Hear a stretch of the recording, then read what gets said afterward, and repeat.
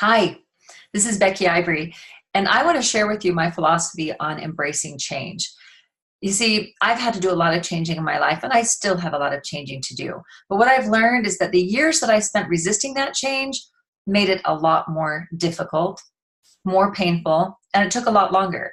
As soon as I learned how to embrace the process of change, I realized that it didn't have to be quite so difficult or so slow. So one of the things I love most in the world are polished rocks. I have this kind of a weird thing for them. I love how they feel, I love how they look, and I love how they used to look something like this, right? Not near as beautiful, but through some polishing, it it was able to have its true beauty shine through. I love polished rocks. And I tell my clients that there are some things they can do to help make the process of change faster. Now, if I throw this rock into a river, you're going to see that the time it takes for it to change into this is very dependent on a few things. First of all, how hard is the rock? The harder the rock is, the longer it's going to take for those rough edges to be knocked off because it's going to resist the water. It's going to resist that change, right? So how hard are you? Are you open to change? Are you resistant to change? That has a lot to do with how quickly you're going to change.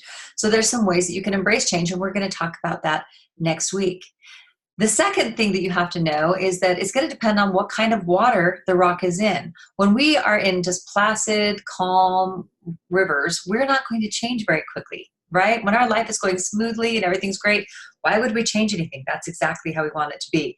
It's when the water is rough, when it's white water, when it's threatening to drown us, that's when we're going to change the most. So instead of dreading those times, instead of wishing them away, be grateful that you're in a situation that's going to help you change quickly.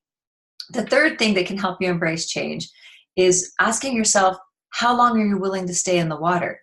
See, if this rock says, yeah, I really want to change, and it jumps in the white water and then goes, oh, holy crap, this is way harder than I thought it was going to be, and it jumps back out again, oh, it's not going to go through a lot of change. We have to be in the water to change. So are you willing to stay in the process? Are you willing to do what it takes to change?